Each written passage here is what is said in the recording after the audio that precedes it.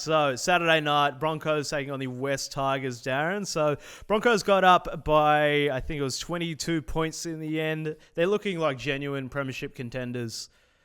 Yeah, they are. I mean, last year looking more like the aberration that came off the back of the horrifyingly painful grand final defeat they had the season before. But, they haven't really put a foot wrong apart from round 2. I think they're a little bit scrappy. But and the Tigers have been pretty solid over the first months, could have won every game. So to pull them apart in the manner that they did was pretty important. The Tigers aren't the basket case that they have been in recent times. They look like they're going to challenge a few teams. So that was a good result.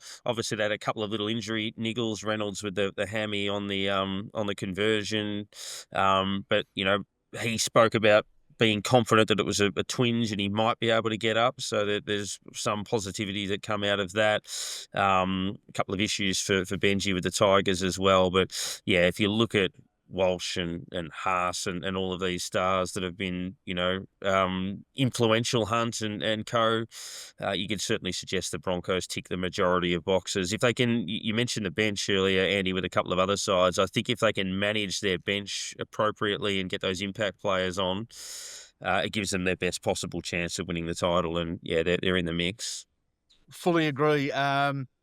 Loved watching Adam Reynolds and Ben Hunt over the last 3 weeks. It's like watching 1980s football with the chip and the chase and the regather and the try.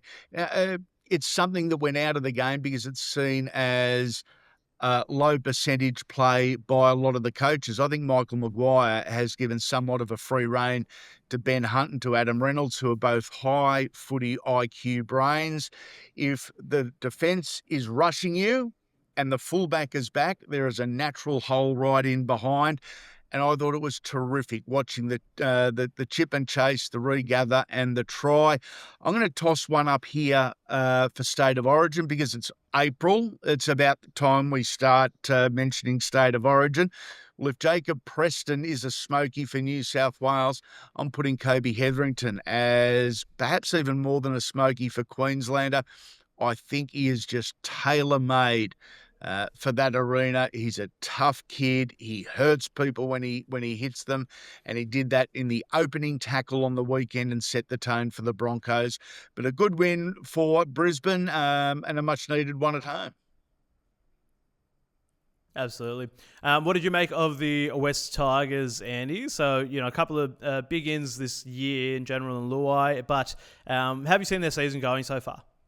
Terrell May has been outstanding, and there is every reason for Roosters fans to ask, what the hell happened? Why did we let him go? The Roosters are making some big plays behind the scenes. That has never been more evident. They are stockpiling, they're saving their money, and something will happen, and it won't just be one player, it will be multiple players that the Roosters will announce as signings over the next couple of months. So Terrell May's gone to the Tigers. He has been outstanding. Jerome Luai, I'm not going to say he's been outstanding because his stats say he hasn't been outstanding, but what he has done, he has taken the focus away from the young kid, Lachlan Galvin, who just because Jerome is there, Lachlan has had less eyes, less pressure on him, and as a result, he's been playing well. So I think they've been good without being great, but once again for the Tigers, I'm wrapped they're going better, and I'm wrapped their fans are optimistic.